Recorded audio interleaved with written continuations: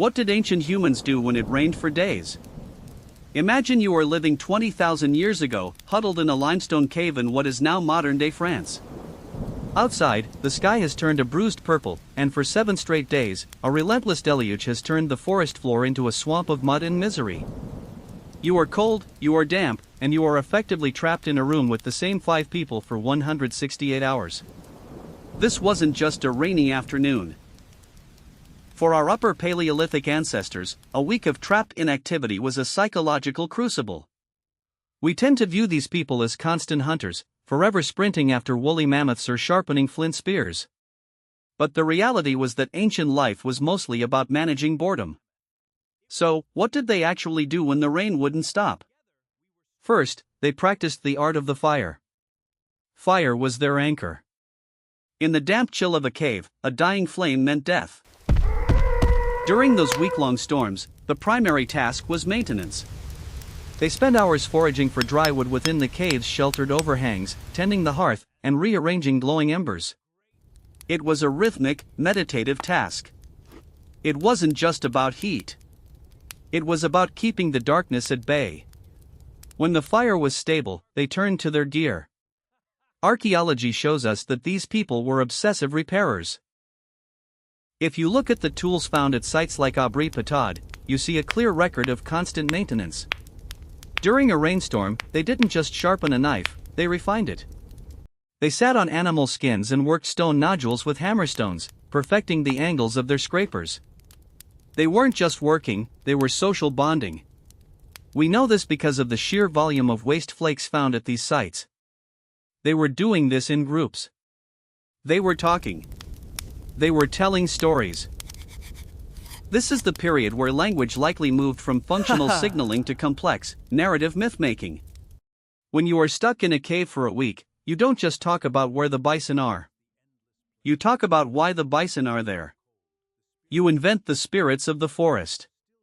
You establish the rules of the tribe. Speaking of stories, this was the golden age of the craft project.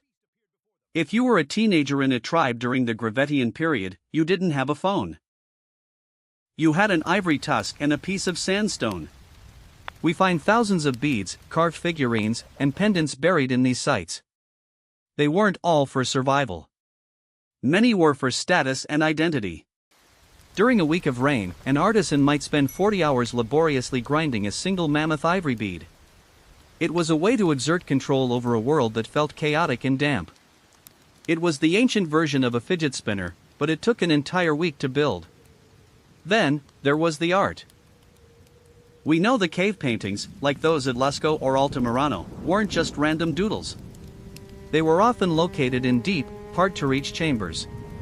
But what about the sketches on the walls near the living areas?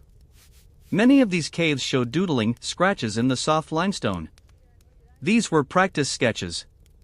An elder might have been showing a younger hunter how to identify the hump of a bison or the curve of a horse's neck. They were using the cave wall as a blackboard.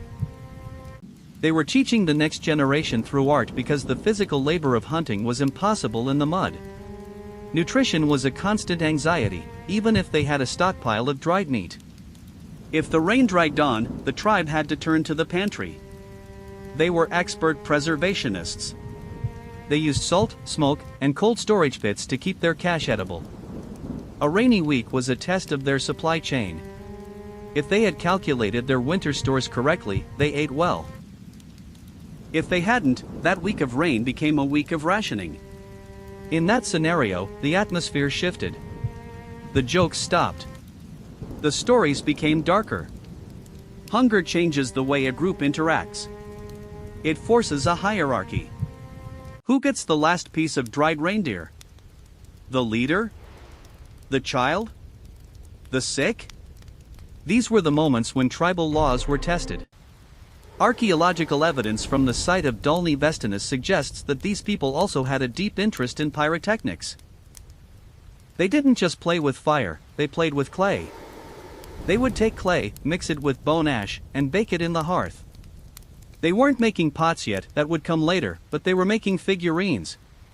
If a fire was running for 7 days, they had a kiln. They were experimenting with material science. They were the original chemists. But perhaps the most profound thing they did was observe. They were the world's greatest naturalists.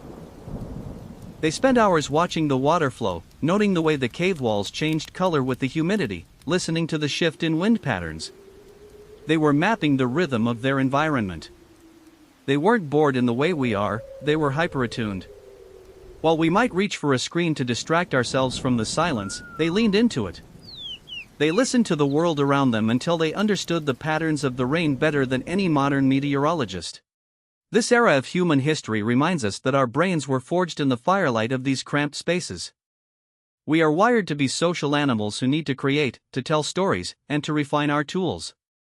When we feel restless today, sitting in our modern homes, we are feeling the echo of an ancestral urge.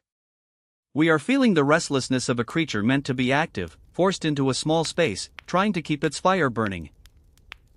So, the next time the sky turns gray and you find yourself trapped inside for a few days, consider this: you are participating in one of the oldest human traditions. You are doing exactly what your ancestors did. You are looking for something to sharpen, a story to tell, or a way to turn the chaos of the world outside into a moment of creation inside. What happens to a species when you strip away the hunt and the travel? You get the internal world.